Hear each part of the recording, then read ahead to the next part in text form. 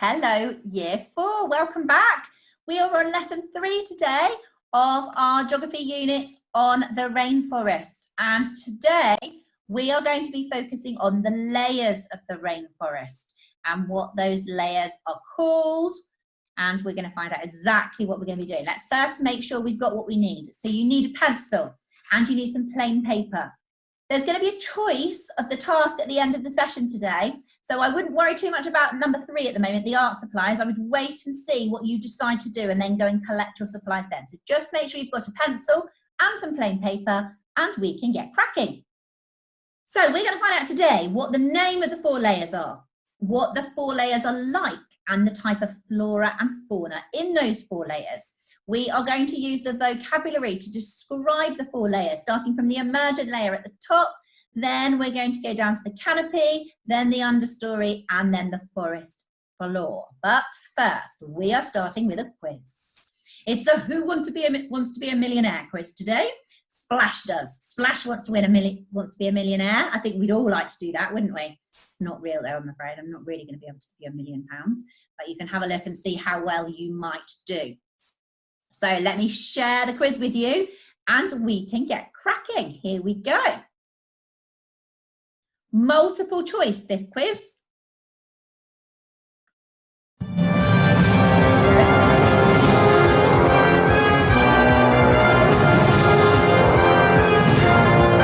I going to be able to get the questions right? Are you going to be able to manage it? Right. Which of these factors determine the climate of an area? Latitude, rainfall, temperature, all 3 of these. Which of these factors determine the climate of an area? Is it latitude, is it rainfall, or is it temperature? A, B, C, or D? Write down your answer. Are you going to win £1,000? Here we go. All of these is the correct answer. D. So latitude does, because that determines the position, doesn't it? How far north or south it is. The rainfall and the temperature contribute to the climate of the area as well. So it was all of these. Ready for question number 2? They're all climate linked today. Are you ready? Here we go. Which biomes has the hottest climate? Temperate forest, a tundra, tropical forest, or a taiga forest? Which of these biomes has the hottest climate? A, B, C, D. Ready for the answer? It was C. So you've got the first 2 questions right. You're now on £1,000. Are you going to brave it? Are you going to gamble your money on the next question? Let's see, shall we? Which of these statements is true? Climate is about long-term conditions. Climate is about weather is about long-term conditions. C. Climate is about short-term conditions. Or D. Climate and weather mean the same. So A. Climate and long conditions. B. Weather and long conditions. C. Climate and short conditions. Or D. They're the same. Here comes the answer. A. You remember, weather is short, climate is long. So A was the right answer for that one. Okay, can we gamble our money even more? That's £10,000 we've got. Where would you find most tropical climates? Near the North Pole, near the equator, near the South Pole, in areas with lots of mountains. Where would you find most tropical climates? A, B, C, or D? Here we go. Here we see near the equator, and maybe also remember that tropical area is between the tropics of Cancer and Capricorn. Well done. Did you win the million? Did you make the money? Did you remember all that fascinating information that we used yesterday about climate? I hope so. Right, let's start thinking about these layers of the rainforest now, shall we? We're going to start by looking at a video of the Amazon rainforest. It's a BBC video and a camera crew are out in the Amazon, and they are trying to look, at the moment, they're trying to look for eels. And then all of a sudden something happens. And this is something that happens very regularly in the Amazon rainforest. So to access the video that you need to watch, which is all about how wet the rainforest is, you need to press pause and come out of this video. And when you come out of the video, what I want you to do is I want you to go to the YouTube homepage. You're going to need to get your mum or dad to give you a hand. Go onto the YouTube homepage, type in BBC Amazon Rainforest Wettest, and you should come up with the clip that looks like this. So it's a BBC clip all about the Amazon rainforest, and it's called Wettest Place on Earth. And Splash is quite rightly saying, make sure the clip looks the same one as this. It is 53 seconds long. So please make sure you've got the right one before you start watching it. Go and watch that one and then come straight back and we'll carry on with the lesson. But today we're going to be thinking about the 4 layers of that rainforest. You can see how quickly that rain starts to fall. But what parts of the rainforest does it get to first? What are the conditions like in each part of the rainforest? Well, you can see here that the rainforest, when we're talking about the animals and plants in the rainforest, scientists and geographers divide the forest into 4 sections. So right at the very top, you have the very tallest trees that are sticking out above all the rest of the trees, and that's called the emergent layer. Then we move down a little bit, and then we have a really thick area with loads and loads of dense trees, which is the canopy. We then move down, and just below the canopy, in the bit with a bit less foliage coverage, is the understory. And then right at the bottom, we have the forest floor. And you can see on this diagram that there are different animals living in different parts of that rainforest. So there are very different animals living in the emergent layer at the top than there are at the forest floor at the bottom. And also you can see that there is varying amounts of light. So at the very top, they get 100% of the sun's rays. By the time you get to the bottom, it's really very dark because there's so much foliage getting in the way of the sun's rays. So let's have a look at each layer separately now. We're going to look at some pictures, we're going to look at the conditions, and we're going to watch a few short videos as we go along. So we're going to start with the emergent layer. So that's this layer right at the very top of the rainforest. This layer gets most sunlight, it's the windiest, and it gets the heaviest rain. You could see how heavy that rain was. They were right down on the forest floor, weren't they? But actually, the heaviest rain is right at the top because some of that rain gets filtered out by all the trees and things as it comes down. So lots of heavy rain at that emergent layer. What plants like that layer? Well, the plants that like that area are some of the tallest trees in the world. If you've looked at the English lessons with me, you'll have heard of the great kapok tree, and the kapok tree is one of those trees that will go out into that emergent layer. It will grow taller and taller and taller till it reaches the most sunlight. Also, the Brazil nut tree that we looked at when we found out why Brazil was called Brazil. The Brazil nut tree is another of those very, very tall trees with a smooth trunk, not many branches until it gets right to the top, and then it's almost got, you can see the umbrella shape of that tree. So that's our emergent layer. What animals do we have in that emergent layer? Well, they're mainly birds, you won't be surprised to know, because to get up there, you've got to be pretty good at flying.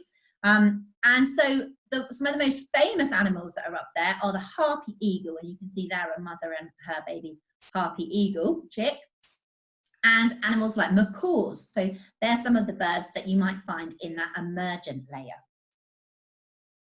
We then move into the canopy layer. This is Splash's favourite layer because this is where he would be. This canopy layer is hot. It's still windy, but not as windy as the higher emergent layer, and it's humid, so it's wet and damp and hot, and that's just how Splash likes it. The canopy layer has got 50% of all the plants in the rainforest reach that canopy layer. So lots of the trees are entwined into all the branches are kind of interconnected and entwined.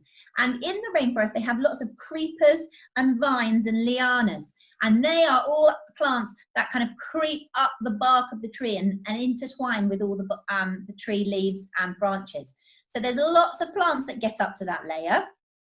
There's also a wide variety of animals. 90% of the animals that live in the rainforest like that canopy area. They like to stay up there. So Splash sees all sorts of characters while he's up in that area. The canopy is so dense, so because there's so much plant life in there, sometimes it can take 10 minutes for the rain to start up in the emergent layer and get down to the ground, because that canopy layer is so dense, there's so much foliage, there's so many leaves, that it takes ages to get through them. So you can see how wet those cameramen were getting, but actually the rain might have started higher up 10 minutes earlier, and it's taken that long to filter down to them. Let's have a look, shall we, and see what life is like in that canopy layer. We're going to watch a short little clip now and see what it's like. Are you ready? This is the Amazon rainforest. As millions of trees squeeze in to find light, they knit together, making a world of limbs and leaves 100 feet up in the air. This is called the Rainforest Canopy. Most of the animals and plants in the rainforest live in the canopy, so let's get to know the world's largest treehouse. Spider monkeys almost never touch the ground. They're so used to heights, they even wrestle in the treetops. It helps to have a tail that's an extra hand. Their strong and flexible tails wrap around trees. They even hang from their tails when eating. A gap between trees is no problem for spider monkeys. They grow up in the world's largest jungle gym. Not every canopy animal is an athlete. Sloths love to take it slow and hang out, moving on the ground if they really have to. It's scary crawling slowly when giant anacondas are around. Many animals use the canopy to stay away from big predators. The sloth has lots of take-it-easy tricks. Sloths can't even support their body weight with their weak muscles, but they don't need to. They just hook onto trees with their curved claws. No effort needed. This sloth's green hairdo comes from green algae growing on their fur. A sloth's fur is full of sloth moths, ticks, beetles, and much more. It's an itchy little world. The rainforest canopy has its own predators, like this swooping harpy eagle. One of the largest eagles in the world, it can carry over 20 pounds. While giant anacondas can't reach the canopy, tons of other snakes call it home. This green mamba is a great climber, and its venom can kill a man in under 30 minutes. Check out this vine snake. Vine snakes don't just look like vines, they act like them, bobbing back and forth as if they are blowing in the wind. Insects, frogs, and lizards don't know what hit them. Until the 1980s, we only looked up at the canopy. We're new to climbing up and exploring it. From tail-swinging monkeys to sluggish sloths, there's a lot to protect in the canopy. It's the green heart of the forest. What a fascinating place to visit. Would you love to go and see those animals? Those monkeys were leaping, weren't they? So the canopy is really, really busy. There's lots of animals. Splash gets to see all sorts of characters when he's in that canopy. Then we're moving down to the understory layer. So this layer is darker because you've got the canopy above you blocking out the sunlight. It's a little bit cooler because the sun is not getting through those trees and down to the understory layer. So the plants that live in that area are very limited. We have epiphytes, moss and lichen. So the moss and lichen mainly grow on the bark of the trees. And then we have these fascinating plants which perch or adhere, they stick to other plants to help them get up to that understory layer. And epiphytes are even specially designed so they collect water in a variety of ways, and so they can create food for themselves. So lots of these plants and animals that are in these different layers have really adapted to suit those layers, and I'm sure you'll find out a bit more about animal adaptation in science. And what animals live in the understory? Well, mainly insects and birds because it's dark, but we do sometimes find these little tree frogs, which you can see there. There's not a huge amount of mammals in this part of the rainforest, but it's quite an interesting place. There's some very strange plants and animals that live in the understory. We then move on to the forest floor. The forest floor is hot. It is wet because all that rain has fallen on the floor. The plants that we find in this area are often ones that have fallen off from higher up. So we might find lots of twigs, lots of rotting leaves that have got wet and damper and on that and creating more soil. and we've got lots of dead flowers. So the flora on the forest floor is really quite a strange place to be. The fauna on the forest floor has a huge array of creatures. So we have animals like insects and arachnids, but we also have some of the big mammals. So we have animals like jaguars and pumas and gorillas and anteaters, and some of the largest snakes are on the forest floor. So it's a pretty dangerous place to be. There's a lot of predators, which is why Splash, our sloth, likes to stay up high most of the time. He doesn't venture down to the forest floor very often because it's a dangerous place to be. Shall we have a look at that forest floor now and see what it's like? Here we go. For this video clip, you need to do the same thing again. You need to come out of the lesson in a second, go to the YouTube homepage and type in the search engine BBC the forest floor, and this is the picture that you should get up. And this clip, as Splash is telling you, is 3 minutes 53 seconds long. So if you can get hold of that clip with some help from your parents, then brilliant, watch that. If you can't, don't worry, just carry on watching this video and there'll be plenty more information about Rainforest Layers. Well done. So fascinating, isn't it, that forest floor? We've looked at all 4 layers now. We've started with our emergent layer, then we went to our canopy, then our understory, and then our forest floor. There are lots and lots and lots of information on all sorts of websites if you can get access to the internet to see these. There are some beautiful BBC program called The Jungle, which you can access online, which shows you some of the bigger mammals like the jaguars. There's also a fantastic website, that you can see the link for on the page there, that's a DK Find Out website. So it's a Dorling Kindersley. It links with the Dorling Kindersley information books that are out there. That's got some beautiful pictures of all different animals in the rainforest. So what do I want you to do today? Well, I want you to show me what you understand about those 4 layers. So I want some kind of picture, collage, diagram, showing the 4 different layers, showing me what the names of those 4 different layers are, hinting at the type of conditions that are there. So is it light, is it dark? And showing me what kind of plants and animals live in those layers. So you can see here, one of the children I worked with in this unit of work created a beautiful collage. So she took lots of different tissue papers and foams and all different things, and then she printed some pictures of animals off the internet and stuck those onto her collage as well. So you can do it like that if you want to. You can just draw a picture if you want to and label it. You might decide that you want to do it on the computer, and you might decide that you're going to paint a picture on the computer and then you're going to label it, or you're going to research lots of different animals and you're going to add those in, and then maybe get some pictures of some plants and add those in and create a collage on screen. It may be using PowerPoint or something like that. So you can produce this however you want, but it's got to reflect 2 key things. First of all, the names of those 4 layers. And secondly, the flora and fauna that we find in those 4 layers. So a really open-ended challenge today. So you're going to need to press pause. You're going to need to really think about how you would like to do it, what you think are your strengths maybe, and pick those and go, okay, I'm really good at art, so I'm going to present it like this. And then you're going to get cracking and create. It's going to take you a while to take a really good job of it, and then you've got something to take back into school. And I'm sure your teachers would love to put some beautiful rainforest pictures on their walls. So that's what you're going to be doing today. Once you've done it, just pop back and see what we're doing tomorrow. How have you done? Have you got a beautiful collage? Have you got a fantastic PowerPoint slide with all the information about those layers? I hope so. I have really enjoyed looking at the layers of the rainforest. What are we up to tomorrow? Well, for tomorrow, we're not going to be thinking about the flora and fauna. We're going to be thinking about the people.